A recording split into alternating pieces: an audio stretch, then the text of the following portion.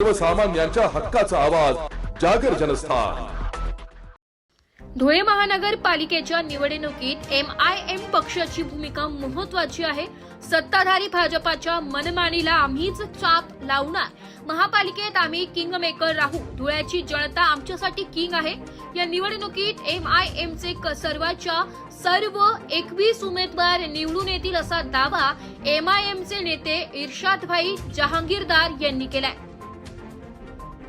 MIM पक्षाचे नेते इर्शाद जहांगीरदार म्हणाले की आमची लढाई ही सामाजिक न्यायासाठीची आहे। विकास आणि भ्रष्टाचाराच्या मुद्द्यावर MIM पक्ष महापालिका निवडणुकीत जनतेसमोर जात राजकीय इतिहासाला कलाटणी देणारी ठरणारी आहे। आम्ही धुळे महानगरपालिकेत किंग मेकरच्या भूमिकेत असणार आहोत।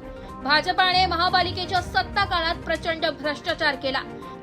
त्यांची मनमानी होती। धुळेकरांसाठी, धुळ्यातील जनतेची आणि लूट थांबविण्यासाठी आमचे नगरसेवक महापालिकेत धुळेकर जनतेची बाजू भक्कमपणे मांडतील।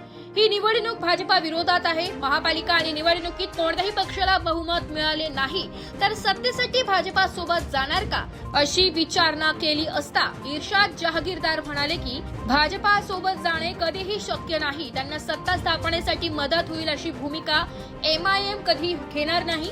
महापालिका निवडणुकीत आम्ही 22 जागांवर उमेदवार दिले होते, त्यापैकी एकाने माघार घेतली आहे। आम्ही सर्व 21 जागा जिंकणारच असा विश्वास त्यांनी व्यक्त केलाय। जागर जनस्थानसाठी प्रतिनिधी रूपक बिरारी, धुळे। पत्रकार परिषद घेतली होती, काय सांगाल?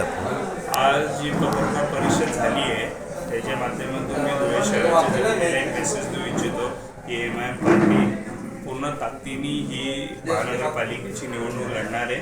आमचे 21 उमेदवार आज तुमच्या समोर आहे आणि हे 21 उमेदवार समोर असल्याने आमचे स्ट्राईक रेट सर्वात जास्त आहे। आमचे सर्व उमेदवार मजबूत आहे आणि जे काल एक उमेदवारांनी माघार घेतली, माझ्यावर आरोप केले, त्या आरोपाचं सर्व चीरफाड मी या ठिकाणी केली आहे। ते जे स्क्रीनशॉट मी मेसेजचे दाखवले की त्याच्या मनाप्रमाणे मी तिकीट दिलेले आहे आणि त्याला जर त्याच्या मनाप्रमाणे तिकीट वाटत नव्हते तर त्याचं काम होतं पार्टीबरोबर गद्दारी करू नका। त्या गद्दारांनी पार्टीचं तिकीट घेतलं, पार्टीचं फॉर्म भरलं आणि पार्टीच्या हातात काही नाही राहिल्यावर त्यांनी फॉर्म माघार घेतलेला आहे। तर त्या गद्दाराला मला एवढंच म्हणायचं आहे की तू म्हणतो की मी तिकीट विकले, मी पैसे घेतले, अरे तू 2000 रुपये माझ्याकडून घेतलेला माणूस त्याचा पुरावा दिलेला, अजून पुरावे तू किती पैसे माझ्याकडून नेलेले, तर तू माझ्यावर हे आरोप करू नको आणि तुला लय मागत पडत नाही तर मी सगळे जर तुझा चिट्टा काळा चिट्टा बाहेर काढलं तर तू किती